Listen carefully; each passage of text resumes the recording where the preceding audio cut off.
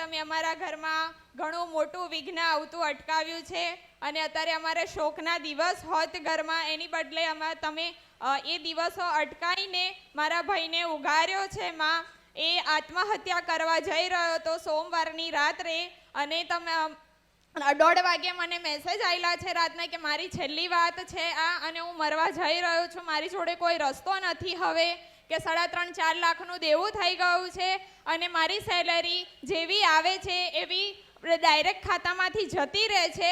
હવે મારી જોડે કોઈ જ રસ્તો નથી, એટલા માટે એવી રીતે મને રાત્રે મેસેજ આવેલો છે. અને કોઈ દિવસ મારી મમ્મી રાત્રે ન ઉઠે એની બદલે 1:30 વાગે મારી મમ્મીએ ઉઠીને જાપ કર્યા કે મારા છોકરાને કંઈક તો થઈ રહ્યું છે, એવી રીતે સંકેત મળ્યો અને તમે ઉઠાડ્યા મમ્મીને અને એમને જાપ ચાલુ કર્યા અને એમનું હૃદય પરિવર્તન થયું અને એવો મરવા ગયેલો પાછો આવ્યો છે. માં, તમારો ખૂબ ખૂબ આભાર માં.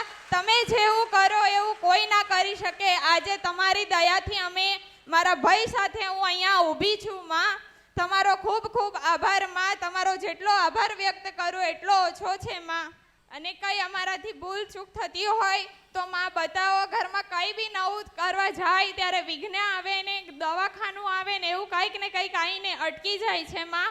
અમારે લાખો કરોડો ભૂલો થયા હશે પણ અમને ખબર નથી માં, તો કંઈક જણાવો. અને જ્યારે બી આવે ત્યારે એને નકારાત્મક વિચાર આવે છે અને કંઈક ને કંઈક કર્યા ઊંધું જ કરે છે માં.